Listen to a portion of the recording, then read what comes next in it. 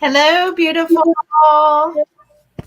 It's good to see everyone today. Welcome to our show, Divine Soul Awakening.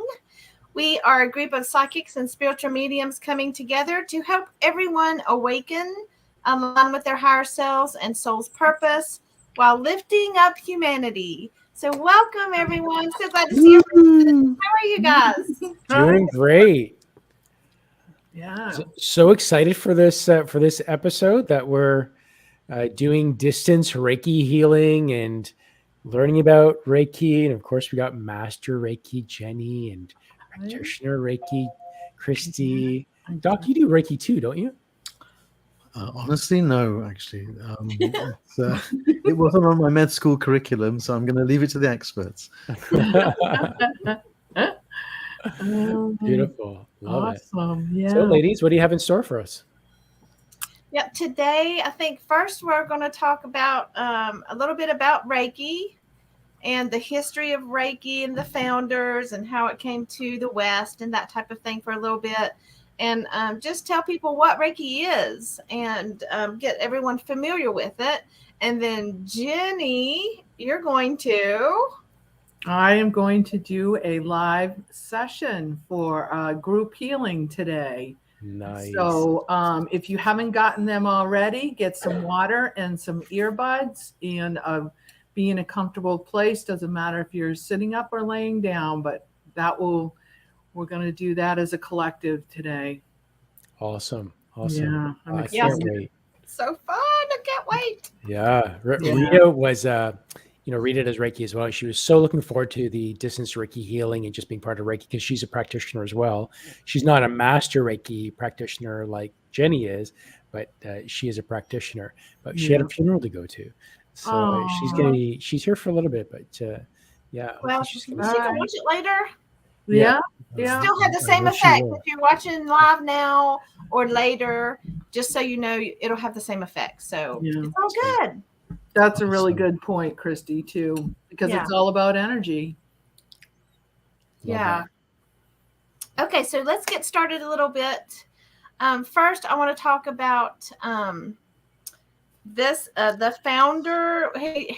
Actually, what they say is Reiki was around a little bit before he came along, but he got it to where it was more commonly known in Japan. Sorry, who's this? And this is Mikao Usui. And no disrespect if I mispronounce some of these names. So they all have Japanese names. So, but this is a picture of him. And he was born August 15th, 1865. He grew up in a Buddhist monastery, and he went into that monastery at around age 4. Wow. So he really grew up in it. And so he later on in life, he went through several different career options throughout his lifetime. And then he decided that, he had a bigger purpose in life, and he went and searched for that. So he went to this, the temple, and it's called Mount Kurama, which is pictured here in this photo as well. And this is in Japan. And so he was seeking what is called Satori. In other words, enlightenment is another word for it that we're more familiar with.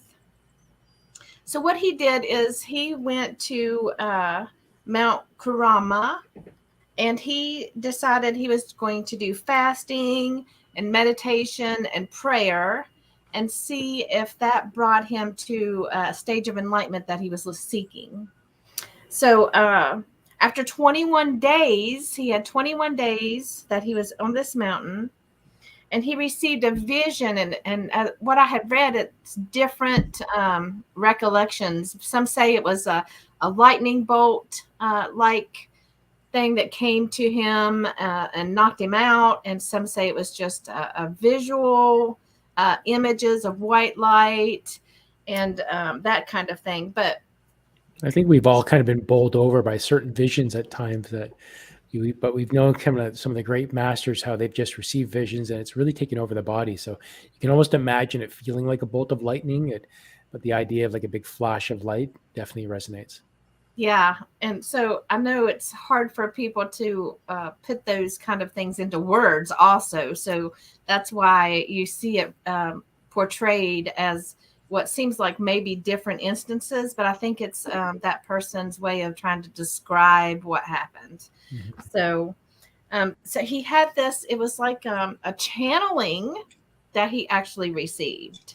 And he's seen visions of these Reiki symbols, and it was kind of shown how to channel that light through his own self. And so at first he didn't know exactly what it all meant. So he's all excited. He could feel a physical difference in his body, and he knew something big had happened. And so he takes off down the mountain, and he trips and falls over a stump or a rock or something, hits his toe and messes his toe up. And he automatically, like we all do, put our hand over it. You know, you get an injury, you put your hand on it. It's automatic. You're gonna put your hand there. And so when he did that, he was healed instantly. And so that's when he realized that download that he had got was part of him being initiated into this healing. And he was like, oh, I can heal. And so he that's when he went, and that's how it all started, basically.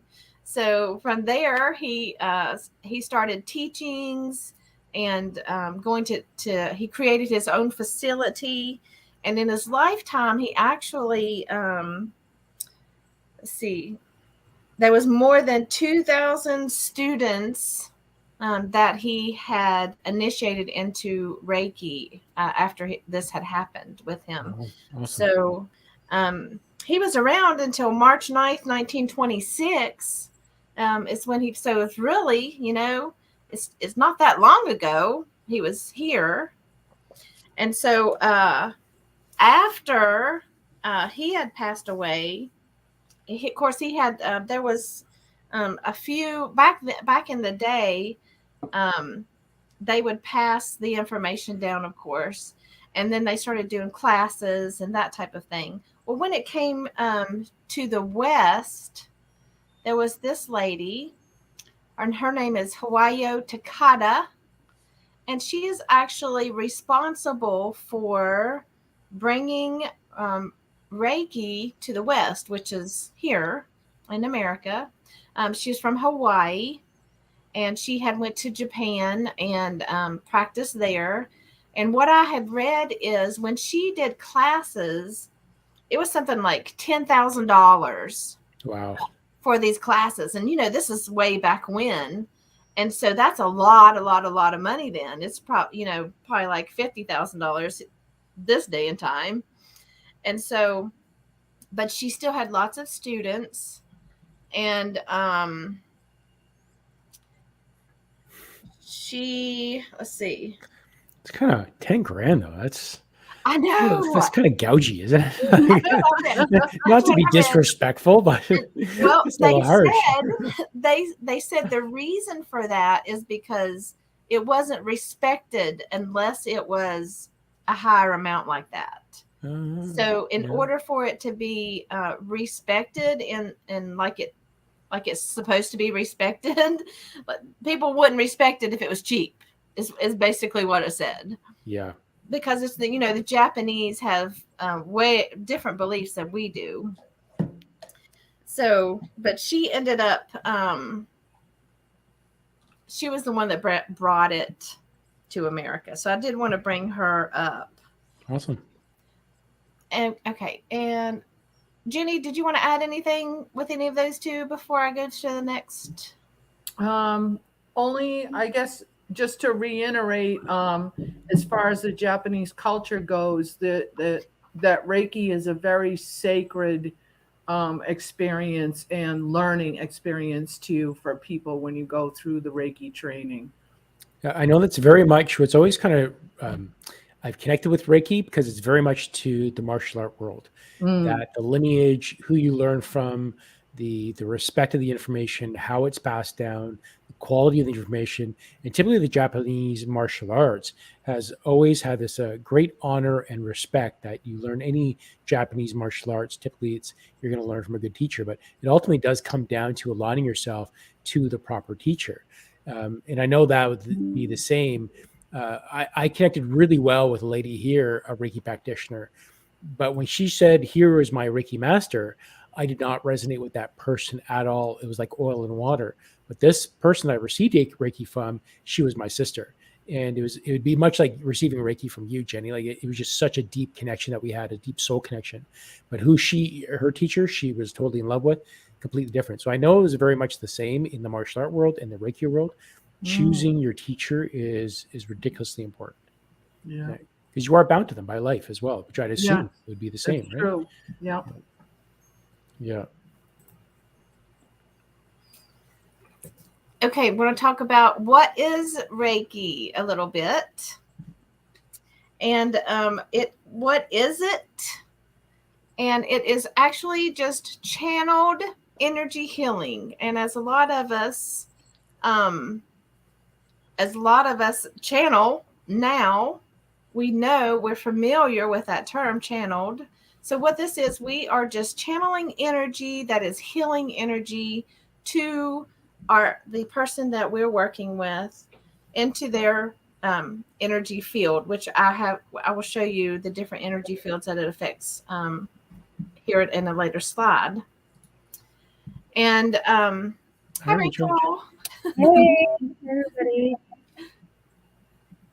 So Reiki is safe. It's natural, holistic healing. It's safe for anyone. It's not for any specific religion.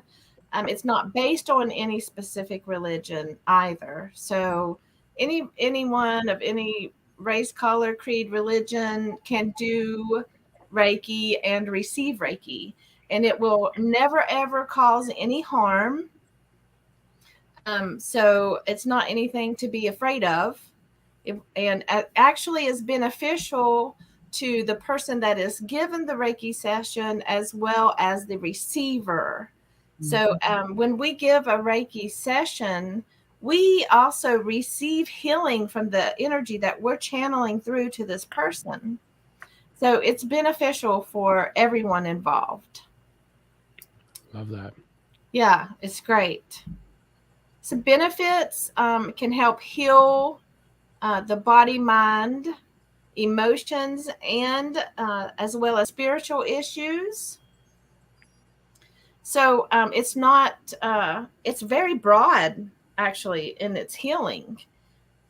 So we do practice healing in specific areas. We go from the head down to the toe unless we're guided to go in another direction. And we can guide that energy to a specific area, but that doesn't mean it's not healing throughout all of those energy fields as well. For instance, if someone has a chakra blockage or something like that, we can feel it. And usually sometimes it's a heaviness, sometimes it's a heat, sometimes it's a tingling, a coolness. It could be different things for different people. And so once you feel a difference, some kind of difference, you'll recognize there is something going on in that area.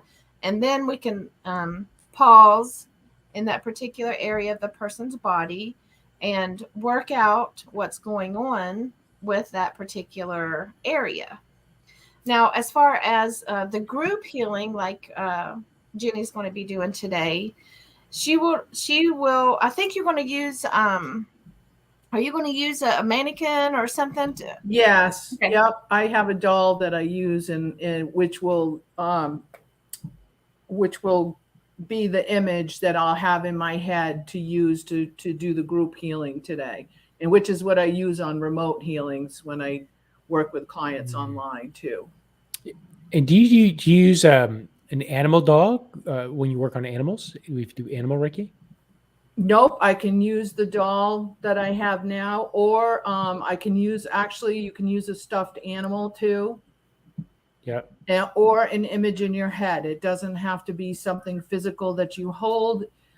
It's about connecting with the higher self of the animal or the person. Awesome. Yeah.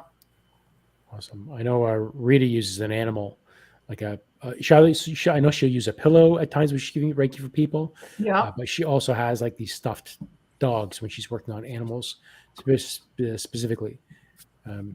Yeah. Yeah, I can actually show you. This is the doll that I use.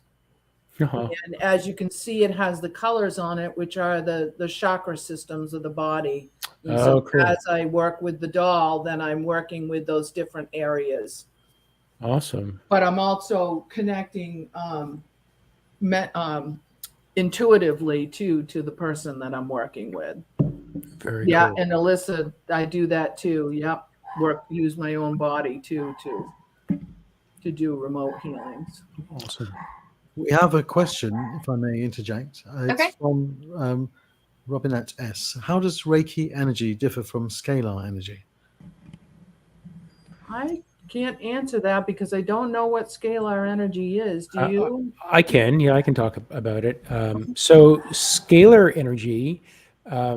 This is so Nikola Tesla it brought scalar energy, and scalar energy is actually proven, but very similar to Reiki. Scalar and Reiki are considered cousins. Most energy work are considered cousins, but specifically Reiki and scalar is considered cousins. Similar principles, similar energy. The difference is that the energy that you're bringing in is coming from space, like the deep void of space. There's like a magnetic field energy that you're working with scalar energy that Tesla taps into and bring that into the body. So it's slightly different that we're still kind of talking about the cosmos and universe, but this is more, they've actually measured it, that they've quantified it now. That's really the biggest difference, is that it's quantified and measured, and it's from Nikola Tesla, who had so many amazing inventions that they, pushed him out, stole it all, and called it something else or kept it secret somewhere. But it definitely falls along the same principles. They've just proven scalar, and they haven't really put the proof. They haven't spent the time to prove that Reiki works. Yeah. Gotcha. Okay. Yeah, and scalar energy originates from the sun, from what I understand. So just to pop that in there. Yeah, Thank you. that's good. I like to learn new stuff. Thank So you. then where does Reiki, where's the energy coming from then? How would you define that? Well, for me, Reiki energy comes from the angels and the masters and spirit guides, is where and also the training that I had from the traditional Reiki. Yeah, and I know there's galactic Reiki, so there's different versions of that too. You can branch off and work with only galactic guides and that type of energy.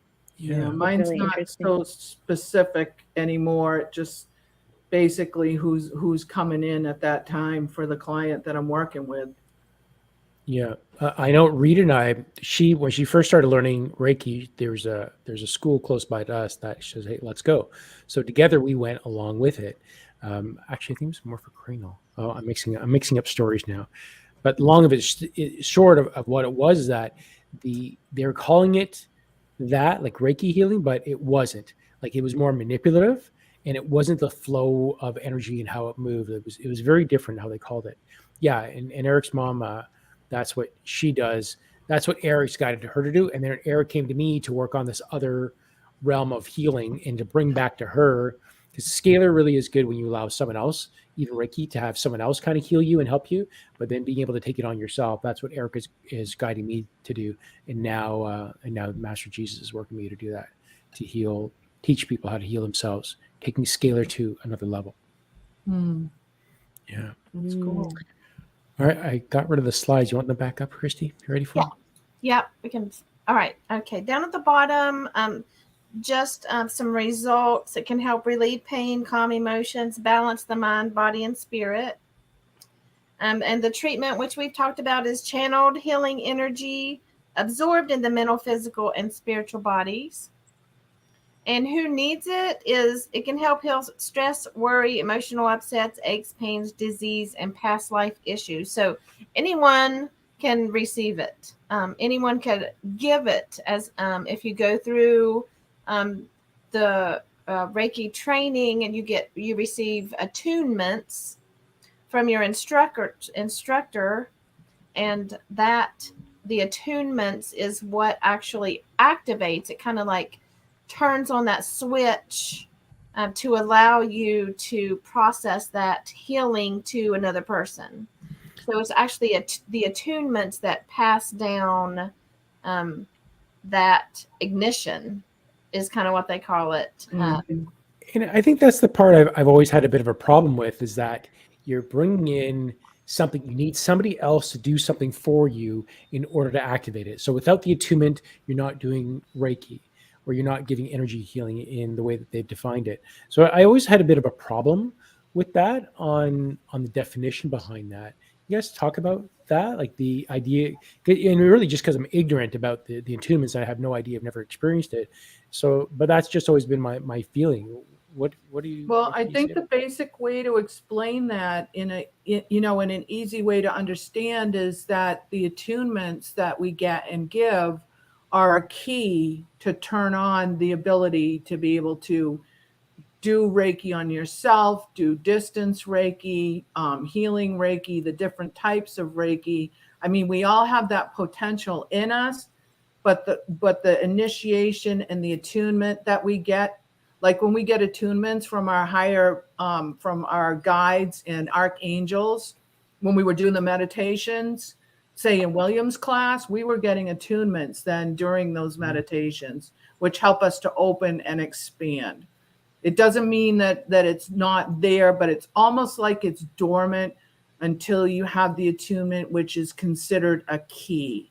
I was actually talking to my Reiki master this morning about this and how to explain this today. And she gave me that explanation, that to think of it as a key, it turns on the ignition.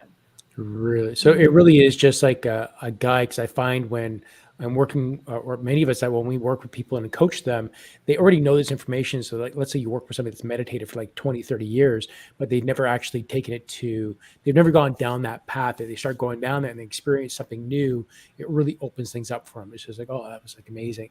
So that's almost like this key, this attunement. Right. Yeah. Yeah. Awesome. And there's different keys at different levels of your Reiki training that get opened up by these keys. Yeah. And the attunements. Yeah. And they are a sacred thing. It's not something that we put out there online in public. And again, a lot of that has to do with the Japanese heritage, Yeah. And you understand that because of the martial arts that Yeah. It's just very sacred, Yeah, I mean, the type of breathing that I do, a particular style of breathing, and a lot of people made themselves sick and died through generations. Generations had done a particular method on how you do the breath and how you bring it in, and the movements that you do with your hands and the sound that you make. And a lot of people actually made themselves really sick. And it was almost like the example would be, you can cook rice, but if you overcook rice, you can never bring it back. So our ancestors really ruined their bodies over generations in discovering the proper process that was brought down to them, and then exploring it. So this is why we typically respect our ancestors so much. And I do have a great respect for the Japanese culture and what we've learned from them as well. Yeah. Of course, you get a few shysters out there as well, but at the same time, like it's predominantly, it's a lot of honor and respect. So that's a useful time to drop in with this question about learning Reiki from a book. Is this true? I mean, you can learn the basics about it and what it's about, but until you have an attunement and have that key turned on, it's basically going through a textbook and not getting the whole picture. How about being guided through the feeling? Pardon me? Don't you need to be guided through the feeling as well? Like, put your hands here. What does that feel like? And then having somebody guide you through that. That's part of the classes. Yes. Yeah. Yeah. I think it's a big thing. I know that through Tai Chi, people can watch us all day and we can show them do things, but unless you actually have somebody like, put your hands on me, let me do this movement. What do you feel? Until you actually go through that and you experiment, or you're not going to get it. And you can watch it as much as you want, and you're not going to get it. Right. Yeah, it's very similar to that. Yeah, and in the classes, you get to practice with the other students there, or with the instructor on just that so that you can be familiar with that or recognize it, even. So, because sometimes it's very subtle. Maybe if there's a light blockage, or it's just something that needs cleared out, that type of thing. It's a subtle change. It's nothing that is super noticeable. But if you are trained to recognize it, then you will. So awesome. I love that. Thank you. I think it's interesting that you guys are talking about the key codes, or that how you have to be like activated, and it's like getting a key and turning on a switch. I just did a channeling with Metatron about something that I've been personally experiencing through my meditations, and even when I wake up from my dream state. It has to do with light code activations and what I've been seeing. And I'll post that video soon, maybe today or tomorrow on my YouTube. But I was just asking him, what are light code activations and what's happening with this? Because we're getting a lot of energy coming in from the galactic realms, and as we go through this ascension process, those light codes are coming in. And he explained it so similarly to what you're explaining Reiki, and so it just seems like a very similar concept. But those light code activations he was talking about are more, they happen on a DNA level. So it's a DNA healing and repair. So it's like turning on a switch, essentially, and turning on these codes that we have, these dormant DNA. So it seems like so as you do more of these light code activations, you're getting those switches are turning on, and you have more access to cellular memory, to fifth dimensional consciousness, in whatever form you're ready for, whatever you're like an energetic match for. So it's just a similar concept, and it really resonates with me how you explain that you have to go through a certain process of actually bringing in this information to turn those switches on, because it's in your DNA. We all have that, but if we don't go through that process intentionally, sometimes, for that specific type of healing, then those codes will lie dormant, essentially. And we have to activate our light body in order to receive the higher frequency. We have to be of a match to that, is what I'm understanding as I'm speaking this, for that to really work. Yeah, and that's a lot how the Reiki is too, bringing your vibration up to a certain level to be able to turn that key code on for that type of healing. Yeah, and something else I just want to bring up too. You had mentioned the DNA, Rachel, and we had heard a lot from the scientific community about junk DNA. Yeah, and it's not junk DNA. It's inactive, and so it has been made inactive through all the chemicals that we receive for foods and all the blah blah. That's a whole nother show. Yeah. So just it's not it's all of it is there for a reason. There's no junk DNA. Yeah, I know Dr. Joe Dispenza in his research, he was showing how that DNA can be repurposed and activated, and that's a lot of what the work that we're all doing collectively is activating that DNA and into self-healing. So it's really, I mean, there's no mistake that Reiki's been here for a while. It's been that. I mean, this is part of that natural transition of our awakening and spiritually increasing our vibrations to getting us to where we are now and even to where we're going in the future. So it's really, there are no mistakes. This is right. And also in past times before even Ushi did it, Dr. Ushi did it, there were different times during the Pharaoh's times that they were doing essentially a Reiki type healing. It just didn't have the same name on it back then. Yeah. And I know that with martial arts, so my teacher, much like Uchi, he started learning this when he was 4 years old, going to daily training. But a lot of the past, like even though that this certain martial arts get lost, when you're attuned and you're open, those masters come through you, and they teach you through their own spiritual way. And I know right now his master has passed, but he still has lessons from his teacher and communicates with the past. And that's just part of the natural progression of martial arts, is that it becomes very spiritual. You end up being open and connected. So all of this is like so much in line, this spiritual practice, whatever name you want to give it. It's all in line. Yeah. Love it. Okay, so real quick, let's just go over some things. Reiki, first I want to say the Rei, R-E-I, actually means spirit. And Ki, of course, is universal life force energy. So Reiki put together. And it also means Hado of love. And Hado is vibration. It means vibration. So the vibration of love is another meaning from Reiki that I just wanted to bring in. I thought that was very interesting. So some different benefits that are shown on this slide is promotes deep relaxation, relieves stress and anxiety, promotes pain relief, eases muscle tension, peace of mind and body, increases rate of recovery from any injury, energizes and balances the whole body, and also strengthens the immune system. So it's deep energy healing. And this is a little diagram. It shows our different energy bodies: spiritual, mental, emotional, etheric, and physical. And when we perform Reiki on an individual, it affects all of this. It's not just the physical body, it's all of the energy fields. And so another slide that I have here, you can't see it quite as well, but this one is better.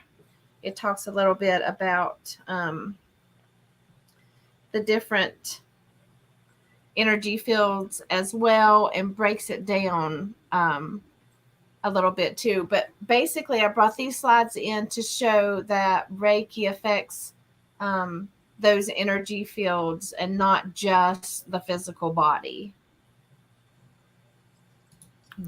Fascinating. Very cool. Thank you, Kristie. You're welcome. Yeah. What's next? Are you all set, Kristie? I am done, and I'm ready to turn it over to you, Jenny. It's your turn. Okay. Well, before you jump in there, Mina actually has a question. She's asking, how is Reiki different from the reconnection healing, self-healing? Kristie? It's not really that different at all, actually. So you're still using that energy healing when you do self-healing. It's not that different. I mean, I think energy healing that you do for yourself is the same as Reiki healing. The only difference is when we do Reiki healing on others, it is a channel type healing. Right. What about you, Jenny? What do you say to that? Well, the self-healing Reiki 1 attunement is all about self-healing. That is when we learned on ourselves how to do the healing. We get that attunement to be able to then move on. And Reiki 2 is healing others. So basically the question that she's asking is about what Reiki 1 is about self-healing. However, that doesn't mean once you do Reiki 2 and master teacher, you still can do Reiki healing on yourself. You're not limited to work on other people at that point. Yeah. Awesome. And we should have time after the session 2 for people if they have any questions afterwards. And we're going to have, we thought we'd let people share what they experienced, on the panel and in the comments. So at this point, if everybody wants to take a drink of water and get yourself comfortable, put your earbuds in. I am going to fix my sound and then I'm going to get set up. Okay. I'm going to ask all of our panelists to mute themselves while Jenny has to change her sound. So that's going to be my hair, a little bit of echo and me speaking. So this is ready first. Let's all mute ourselves. And give it to wonderful Jenny. Not letting me mute. I got you. Immediately. And Con, just give me a thumbs up if it sounds good.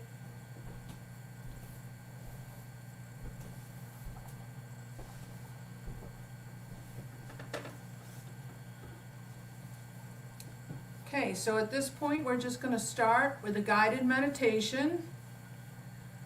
So we're going to start by taking 3 nice deep breaths, and on the first breath in, begin to let your body relax, giving it permission to relax, to release, and to let go.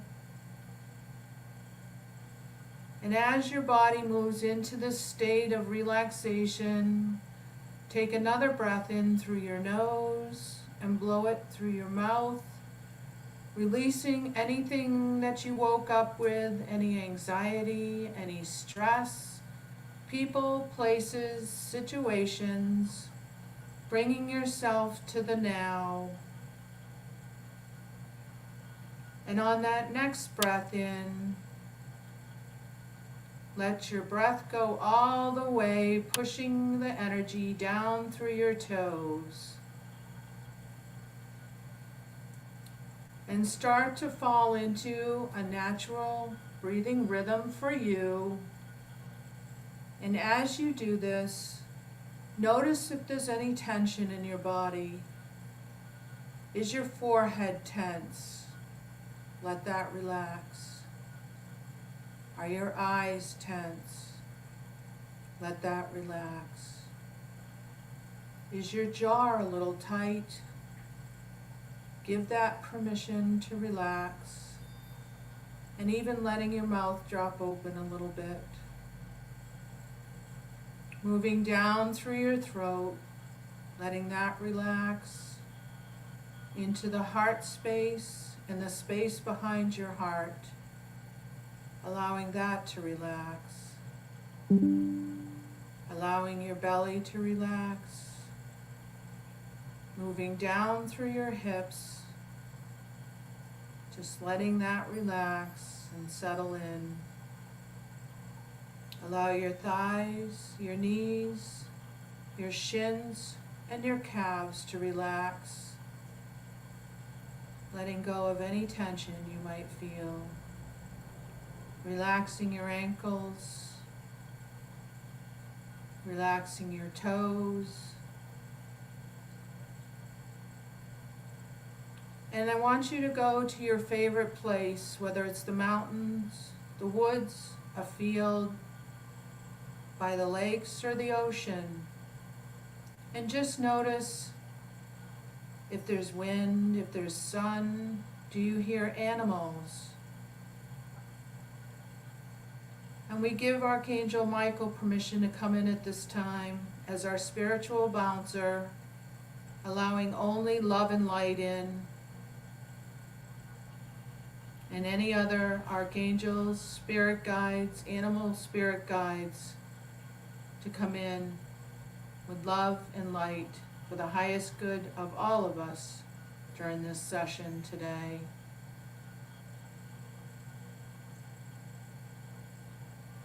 And as you relax,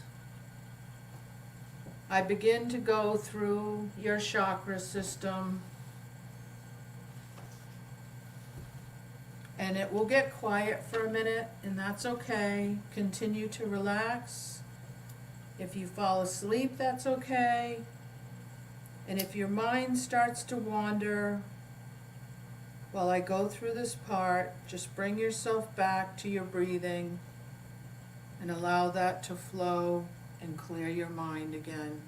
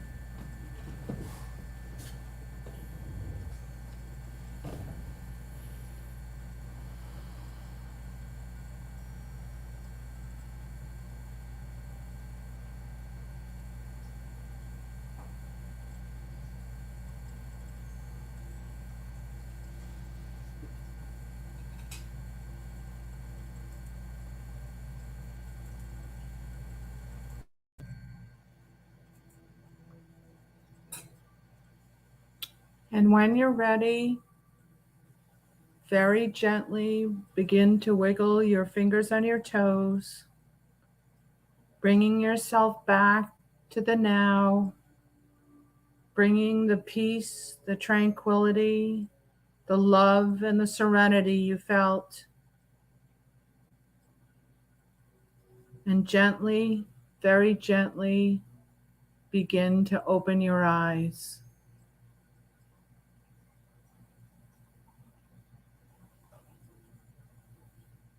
And it might take a couple seconds here to just kind of come back around.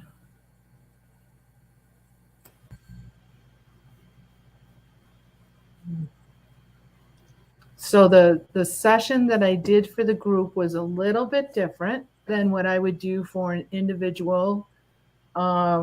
I went through the chakra system to see which energy areas might be blocked as a group. And it was so awesome because the throat chakra was wide open. So that tells me that the people that are here today in this group and in the collective are on the whole very good at expressing themselves.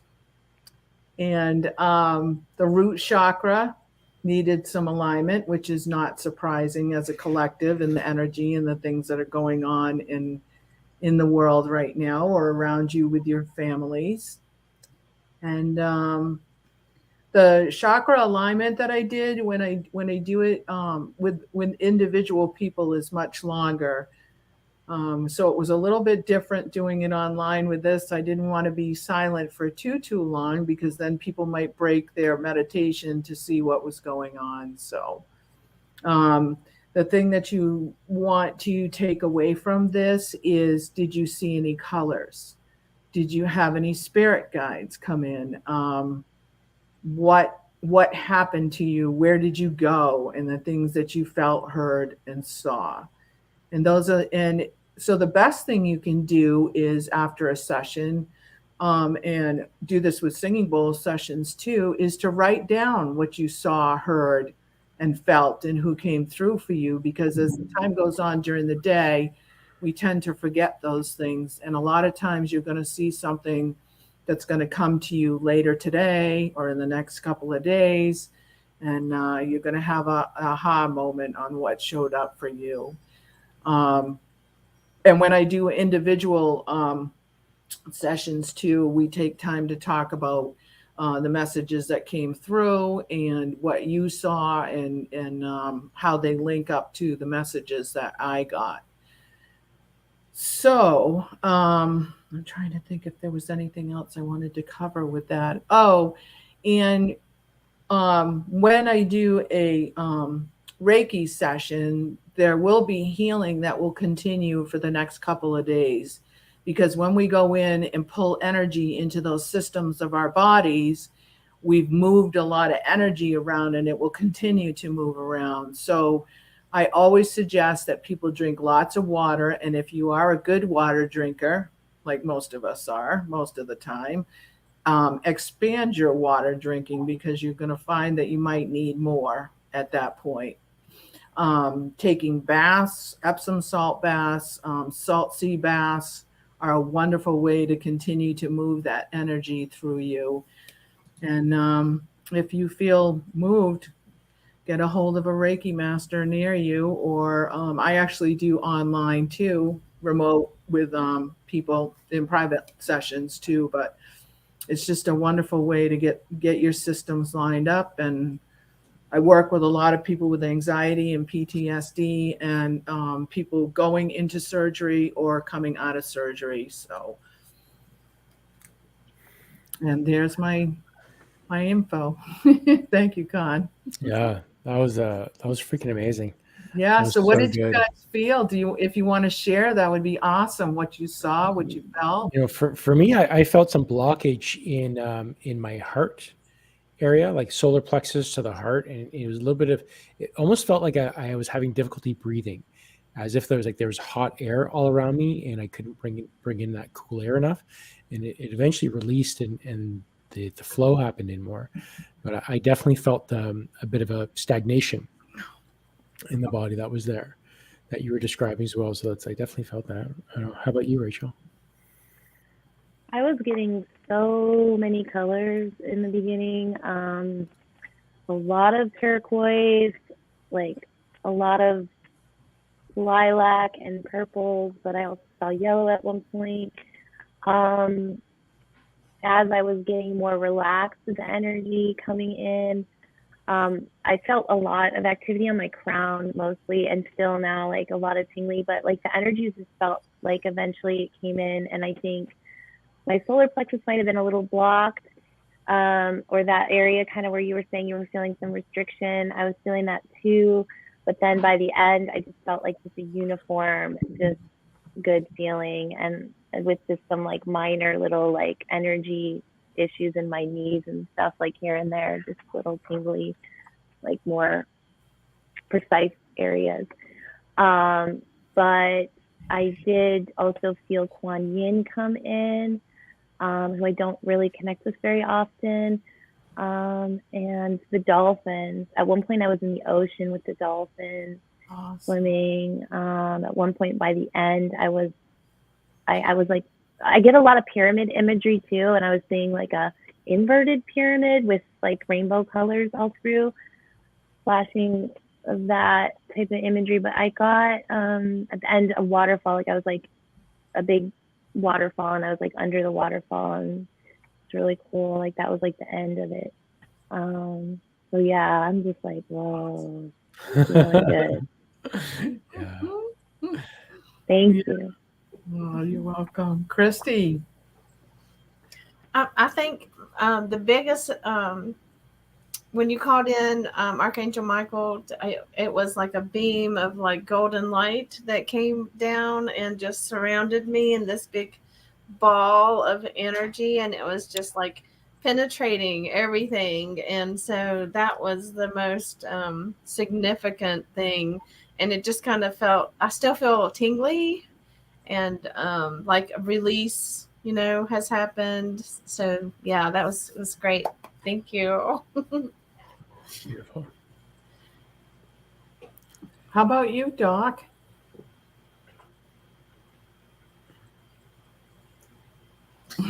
Caught him off guard. Yeah. Like what? I wasn't sure which was which. Oh. It's the startled rabbit look, awesome. Folks. You know what it means. Okay. Basically, it's I had a lovely warm feeling on the back of my shoulders. It's still there actually, but it was just a very calming, relaxing presence. It's very nice. Thank you.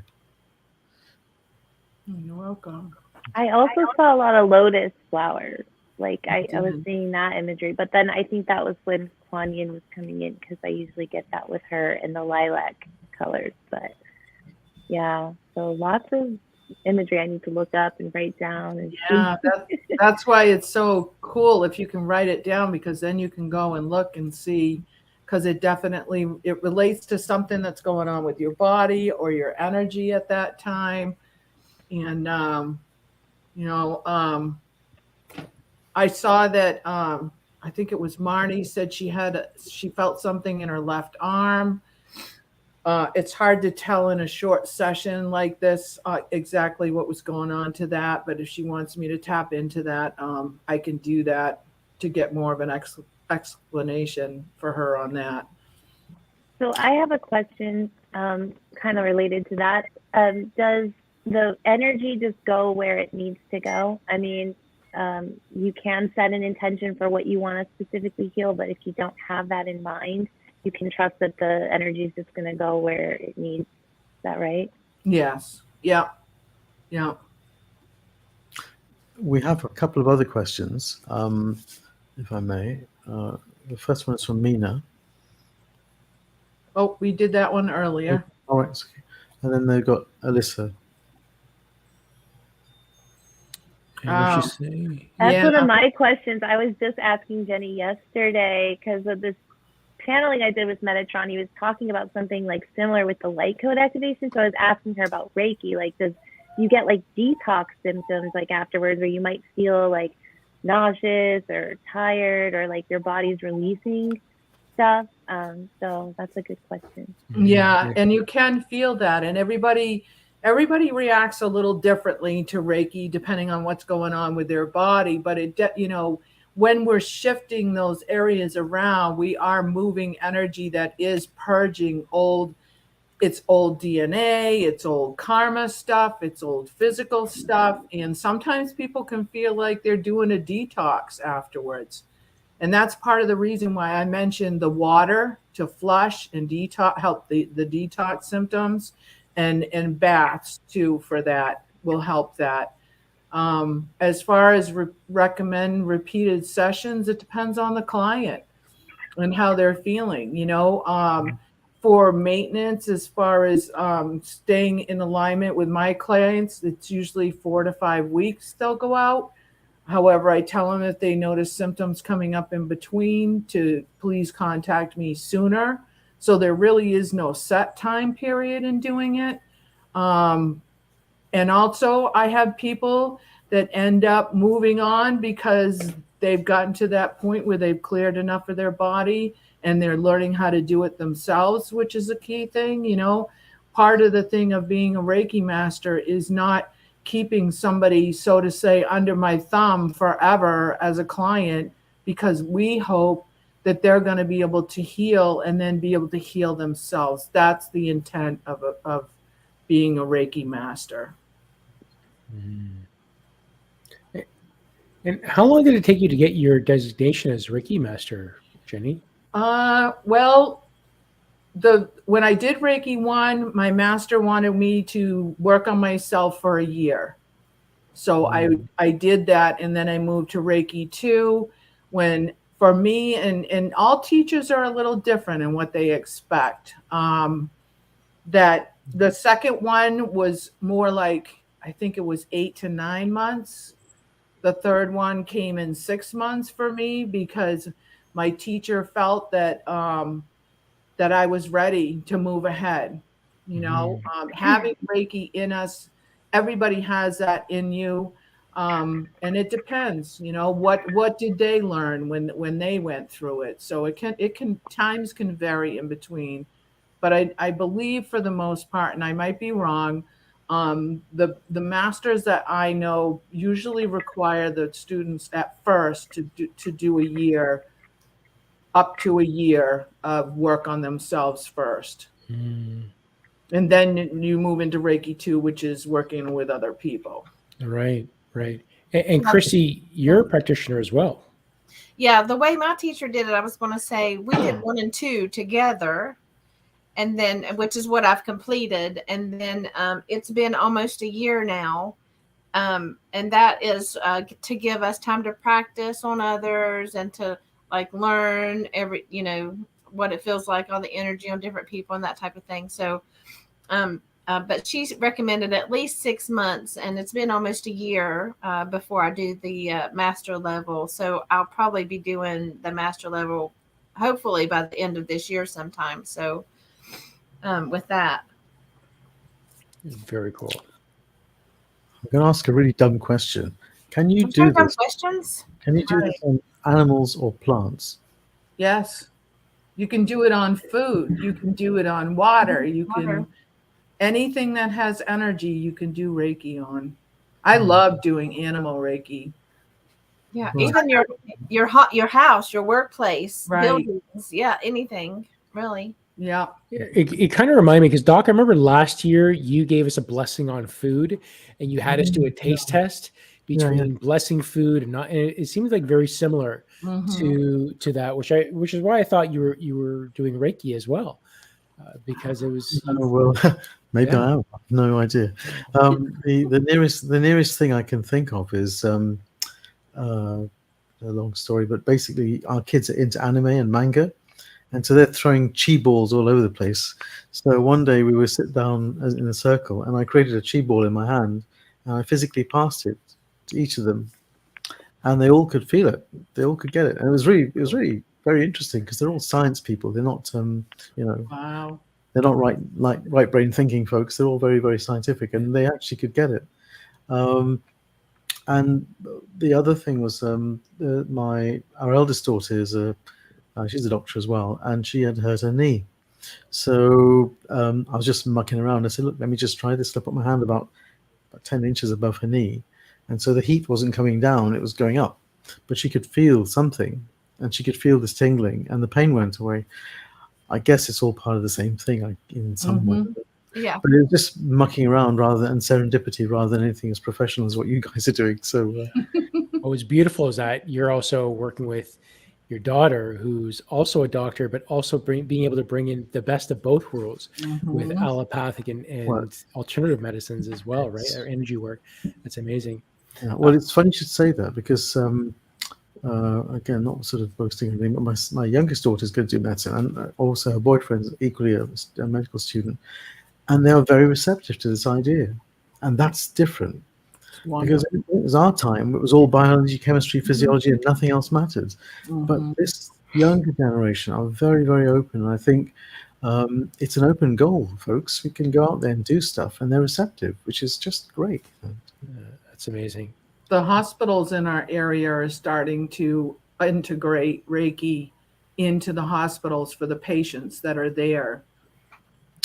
That's becoming more and more popular too. Yeah. And they've been using, even, I guess, in palliative, this would be something you can talk about, doctors using essential oils in that area and in other forms. That's been there for a while. Yeah. I mean, there's we have the most amazing occupational therapists who come in with all sorts of stuff. I'm pretty sure he's a shaman, really. He's just masquerading as an occupational therapist. But he was doing all sorts of interesting things with patients. And nobody ever questioned him because they didn't know what the hell he was doing, but it worked. The main thing, he wasn't prescribing anything, which is even better. But the main thing is it does happen. And I'm just so... I'm just so happy to see this sort of integration, not just in terms of complementary medicine, like traditional Chinese medicine, but also this sort of stuff. And well-being. People have forgotten about well-being and chronic disease. And this is, I guess, adds to that well-being arena, which we've forgotten to remember, I guess, Yeah, it all goes hand in hand. And that's what I'm experiencing through my own life. And that's what I'm documenting now. Is finding that balance and knowing how to tap into it. Yeah. But going back to the energy ball, so my teacher, I mean, the energy that he's put through us at times has been palpable. You really notice it, and you're flying across the room with some of the energy that he's used. But he's also showed us these other masters that they would have on a stand, they'd have a solid metal bar, and it would be about 12 feet away. 3 meters, 12 feet away. And across the room, someone would send energy, and they'd videotape this, how they would just snap this steel in half. It was just really cool how energy can be manipulated. That's fascinating. That's cool, Alyssa. Yeah. Wow. Oh, very cool. So there's a young soul that's open and helping. You got a bunch of, just an open family. Right? Yeah. Throwing energy balls to heal them. So cool. So we have another question, if I may. Now, obviously, I'm the wrong person to ask about purging because I give you different sort of symptoms. So somebody's got what could be considered as purging symptoms, and I won't answer the question. So over to you guys. Come on. Well, I know some of my clients have talked about maybe having some headache at first, or they're tired, or I have one client that sometimes her whole body will ache a little bit, not to the point where she's really, really uncomfortable, but she'll notice, and it can shift from one side to the other. It can start in your elbow and go to your knee, and that's why what Marnie was asking about the elbow could be just a shift in energy that was going on with her in that. And that's why, again, with the water and the baths and meditation, and that can help with it. But it ranges, different people. I've had clients who have not to be gross or anything, but have had the runs for a little bit afterwards because their digestive system was so blocked up. And when the energy came through in the solar and the sacral, it just started stuff moving for them. So those are the type of symptoms that you would see. You know, it's like a detox, basically. Very cool. Okay. Yeah, it does vary to each individual person, and depending on what they're clearing as well. So it can be a very wide array of symptoms. So yeah, and I wanted to go back to Doc's question about animals, doing Reiki on animals. I know Khan mentioned Rita does Reiki with animals, and she does distance Reiki with them too, right? But I've had the experience of,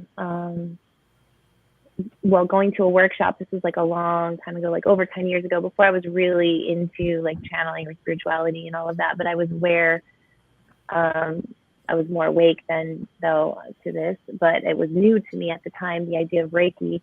There was a practitioner through our equine therapy program where I was learning equine therapy that did Reiki sessions, and we practiced doing Reiki on the horses. And one thing I noticed was that we were doing the Reiki, and it was like, and she told us this would happen. They're like, now the horse will tell you when it's done, when they're done. Like they'll let you know, like, okay, I've had enough. And that's exactly what happened. We're just doing the Reiki, and you could tell the horse was like, you know, feeling it, like into it. And then all of a sudden, just boom, walks away. It's like, okay, looks back at us. Okay, I'm done. I've got what I needed. And then I had an experience like last year. There's a woman at my barn, a friend at my barn who is a Reiki practitioner, and my horse was having some issues with something. So we did a session with my horse, and you know, because the horses have chakras too, and they have a crown chakra, and she also kind of channels the horse too, the information coming through. So it was really cool. She's like, oh, she wants you to touch her crown chakra, and she wants you to put your hands on her crown and like know that you have this connection, like she loves you so much. And it was like emotional and all of that. And she did, like she came over and had me put my hand, like my horse did, and I was like holding my hand there, and we were like just in that moment, like I was getting all of this energy coming through, and the practitioner was like leading the session, but telling me what was happening. But then, you know, when she was done, she was done. But like we just had this like really bonding moment. It was so beautiful. And so animals do know. Animals know. Yeah, I know Rita, when she learned Reiki, she actually went to an animal sanctuary. So the Reiki master lives or takes care of animals. It was actually a donkey sanctuary. So she learned her Reiki 1 and 2 with donkeys. Hands-on instead of people. It was donkeys. Nice. Cool. I love donkeys, by the way. I want one. I'm gonna get one someday. They're so fun. Yeah. Many of you know Tucker. He's been receiving Reiki treatment since he was a puppy. And it's just when we sit there and he snuggles with me, and I just put my hands over the chakra system, and I've been doing that with him since he's a puppy almost every day. Wow, that's amazing. I know the 2 dogs that Rita and I had, one of them didn't mind energy healing, but one just got picked up and walked out of the room. Yeah. Anytime energy, so it's something like we're very sensitive to it. Yeah. Yeah. Sometimes you have to sit for a while beside the dog or the animal and just let them come to you and not you go to them. And when they come to you, then you know they know. Because a lot of times when we're working with animals, they're sick and they came in their late stages of life. And so they're a little more touchy at that point about who they're going to let get near them, because they're a lot of times in pain. Yeah, you know, and when an animal's in pain, they don't want people they don't know near them. So you kind of have to sit quietly and bring yourself in, let them come into your space, but vice versa. Yeah, and that's exactly what the situation was. One of our little guys had congestive heart failure, and the other one had cancer. So when Rita brought in the Reiki healer, she would come into the house and just sit with them and work with them. But one was receptive, the other one would just leave, and it was too much for him. Just was not in alignment for them. Yeah, they know. They know. They do. And the dogs are barking in the background. They're like, we're talking about them. Sorry, guys. I need to mute my. It's perfect. And animals are welcome here. This is a friendly zone. All of these guys are just a bit too feisty. I'll ask you a question about my dog. No, it's fine. I just thought it was a synchronicity. So we're talking about dogs specifically. Yeah. I'm sure it is. Yeah. Here's a comment. Let's read it out for those that can't read it on small screens. So Mina says, my husband had shingles and he was in so much pain. I tried energy healing with my hands. In 10 minutes, the pain was gone. It was gone in a few days. Went to the doctor again and it was gone. Wow. That's very interesting. I'm definitely going to try that on my dog. I hesitate to say what's wrong with him, but he's in some discomfort. So see where you can feel it in his body. My hands always get hot when I get near areas in somebody's body that's having problems.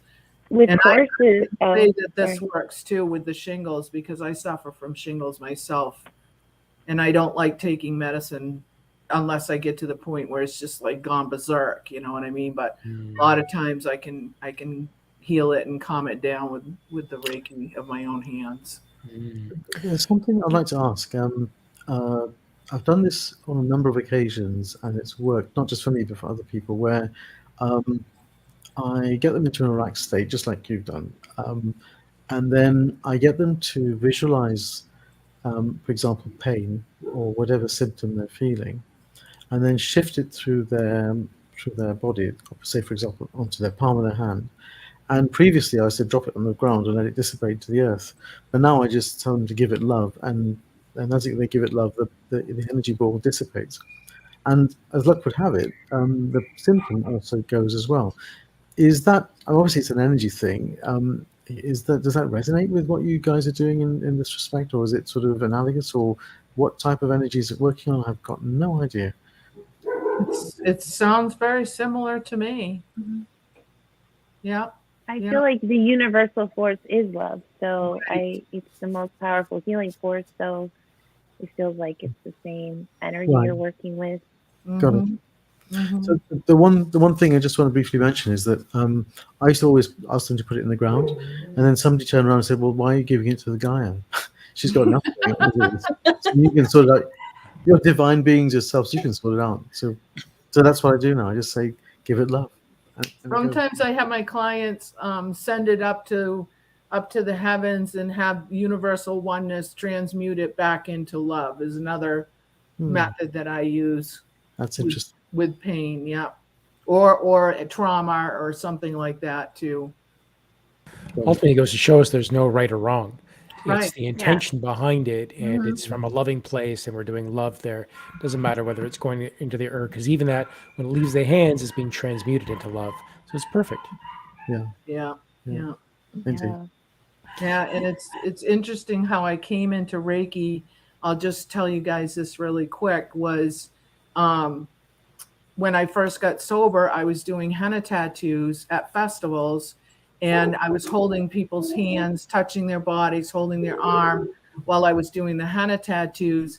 And that's when I first noticed that the Reiki was channeling through me into the other person. And that was when the calling started for me, because I got really drained, not understanding what was happening, spending a day doing tattoos on people, and went to a Reiki master there for a treatment. And that's when I found out what was going on. And that's how it all started with me.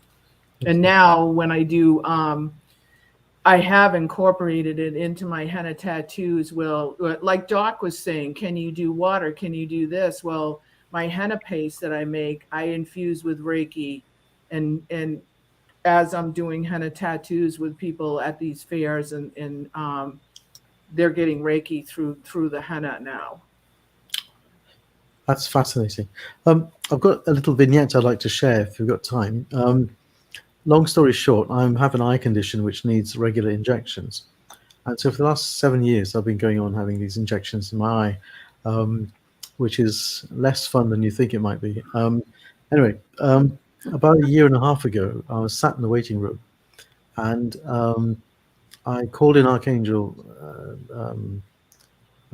Michael, and I think it's Raphael, and I asked them for healing.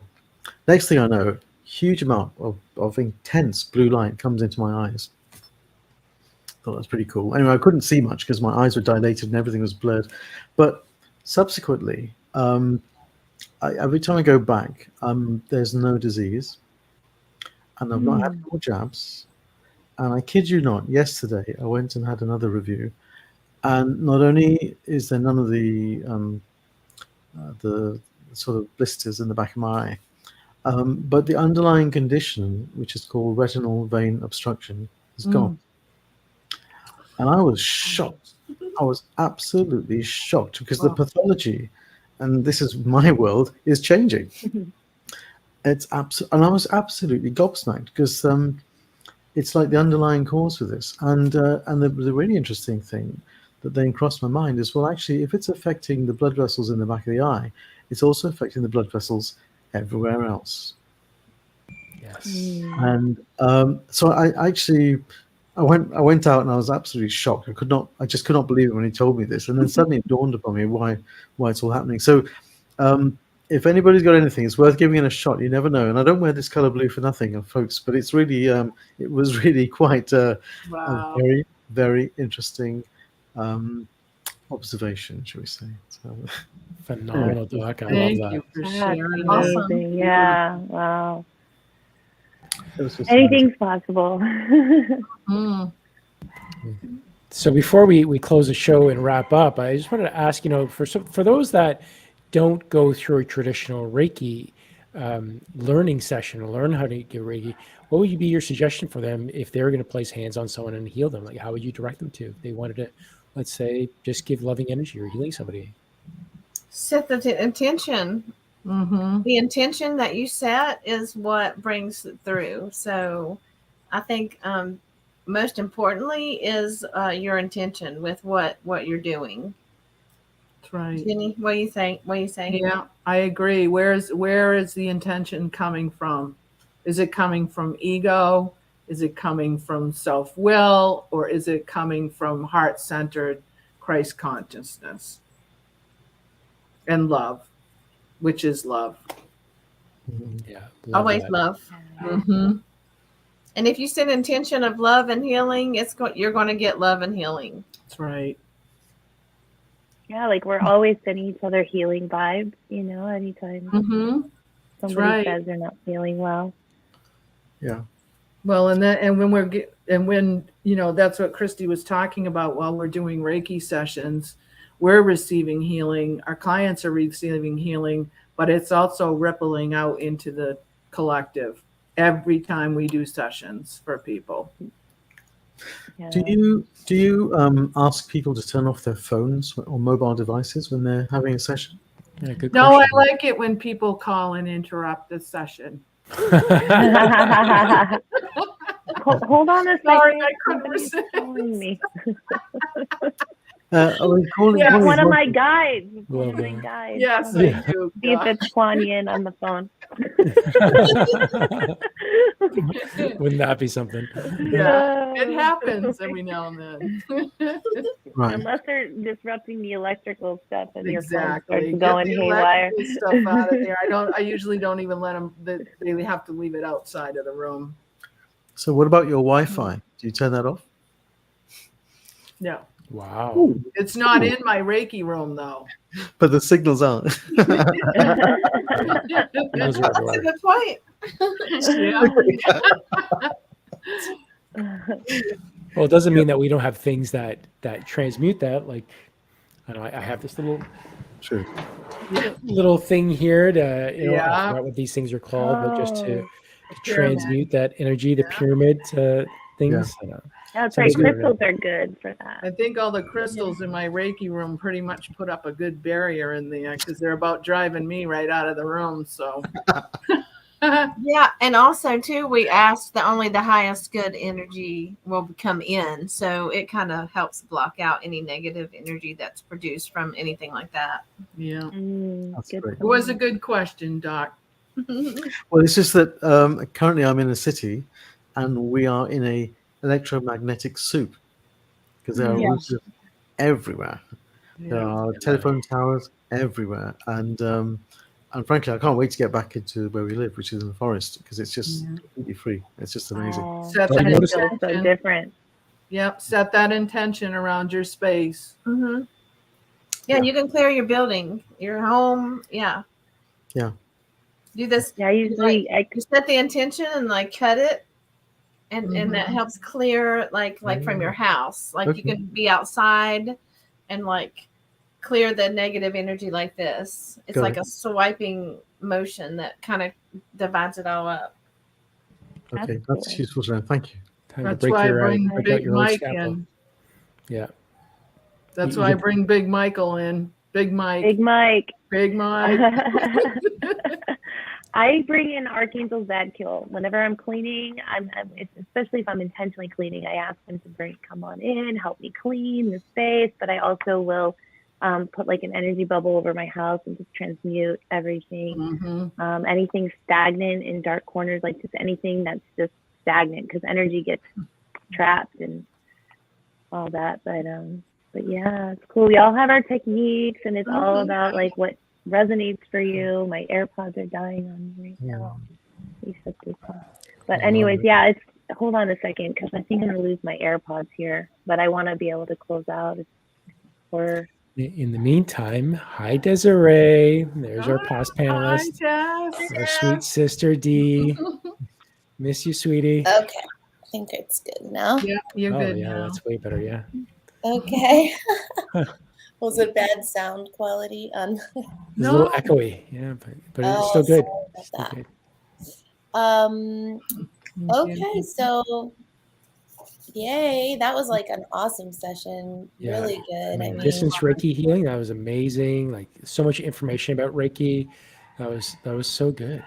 Yeah, we all need some Reiki energy once in a while. I think it's just really good to have that experience and that maintenance too. So thank you, Jenny, for the session, and thank you, Kristie, also for sharing all that good information. I learned a lot about Reiki, and it's just so funny how it's coming into alignment. At the same time, I'm like channeling information from Metatron. I'm getting all this other backup information, and it's just like helping me to make sense of this all and how everything works. So that's really cool. So please, if you haven't already, don't forget to like our video, and don't forget to subscribe to our YouTube channels. All of our channels information is in the descriptions box below, and also how you can contact us if you are wanting to sign up to do a session with Jenny. I know I've had a personal session with her. It was amazing. I got a lot of like new guides showed up. I mean, just a lot of information came through, and so it's really great. So definitely go to her website there and check her out. And we'll go around and see, who's got stuff happening this week. Anything with you, Jenny? Nothing new. But I did want to say if they missed the website too, you can always private message me on Facebook under Jenny Harte. Yeah, definitely. Yeah. Awesome. And Kristie, anything coming up? I don't have any videos coming out. I also do Reiki sessions online as well. So, people could message me or hit me up for those, because I do those too. Yeah, I'm sorry. I wasn't fully aware of that, but I knew you were trained in that. But okay, awesome. So yeah, definitely check out Kristie or privately message her if you're interested in a session. And Doc, how about you? Anything new coming up? We've got a busy week ahead, but I have to say I'm going to try out this stuff on my dog. He's just been castrated, so let's see if it improves his sense of well-being. So yeah, let us know for it. Yeah, how it works next week. Well, he's a bit sorry for himself at the moment, so we'll see what happens anyway. So. Yeah. And I know I didn't talk about next week's show, but I should. Next week we have a special guest, Jim Fomenko, who is going to come online to talk about Edgar Cayce. He knows a lot about Edgar Cayce, who was a trance channeler and you know a little bit more about him, Con. He was an medical intuitive channeler, or yeah, he was a medical intuitive channeler, and Jim gave a little bit of info on this, which was great. Let's see, he said he's one of the most documented, studied psychics of all time. He's given over 14,000 readings for individuals on a large variety of subjects, but mostly on personal health issues. He's been known as a medical intuitive, and this was something that the first psychic that told me that I was awake that said you're going to be a medical intuitive, and it's completely in line with what I was going through. And then when Jim was coming on the men's show that we had previously, he started bringing up Edgar Cayce again, and it was like there's no coincidence here. So I'm so excited for Jim to join us next week and educate us about Edgar Cayce and medical intuitive and everything that goes around that. So that's going to be super fun. Yeah, I'm really excited too, because I don't know much about him or his work, but I'd like to maybe read up more about him. But I did find an article somewhere about how he was really good at tapping into the Akashic records, I think was what his specialty was. So maybe that's how he was getting a lot of information. But yeah, I'm sure we'll learn more next week with Jim. Yay. Con, what do you have going on this week? Outside of practice on your channel tomorrow, we have Channeling Erica, which is my sessions to provide intuitive guidance and have a little practice on my YouTube channel. That is on Friday at 12 noon. You can find me here at youtube.com/connight. And I've been diligently looking to release my my health documentary or the information on there, but it's bubbling as I'm getting just kind of my notes down on the order to talk things and how to share. It's just bubbling up, and I'm going back. I got to create a bit of a backstory on here. So this planned video has so much content information up. And even though I have lots of notes and things that I can share of what my progress has been in a little while, long story short, I've been finding healing in my body and sensations and feelings coming back in areas that's particularly been numb for a long time now. So I'm excited to kind of work on that. It really is a matter of time. My only really days to get things done is Mondays and Tuesdays, because then we have show 3 days in a row. So it's I got to do something about my time, because I just have so much things I have to get done that my guides are yelling at me. But I'm so excited to get it out there. That'll be coming sometime, and it's in preparation. That's the big thing. But ultimately, Friday, divine time, and I'm letting that go about the fear and worry. Oh, I'm not getting it done. Okay, let it go. It's all perfect. So yeah, it's coming. But ultimately, this Friday. Yay, we'll be excited for that. Yeah. And how about you, Rachel? What do you got going on? Yeah, so tomorrow's mediumship practice with Con on my private Facebook group page, Intuitive Soul Rising, and we would love for you to join us live. That's our thing. We love to have people come practice live with us. It's just more fun, and we talk about different things, and things just come up, and it's a really relaxed environment, not judgmental at all. We're all learning and growing together, but we do different exercises, and it's fun to kind of just participate in that. So join us tomorrow live, or live on my Facebook at 12:30 Eastern, 12:30 p.m. Eastern. And then after that, I don't have any live events other than that this week. Just my YouTube. I'm going to post that. Now I'm motivated more I was questioning Metatron on it, but he keeps giving me all this new information. So I'm like, okay, I'll post this. It seems helpful, but it is kind of interesting. So on the light code activations, I'll try to post that later tomorrow. And if you haven't joined my Patreon, you get, if you join, you get early access to the videos that I do post on my YouTube. They go up at least a day or two earlier on my Patreon. So that's about it for me. And thank you guys for everything, all the healing, and thanks everybody in the comments. We had a lot of good questions today. And we look forward to Edgar Cayce, learning more about him next week, and Jim. So that's it for now. We'll see you guys next week. Bye. Love you all. Love you guys. Bye. Bye now.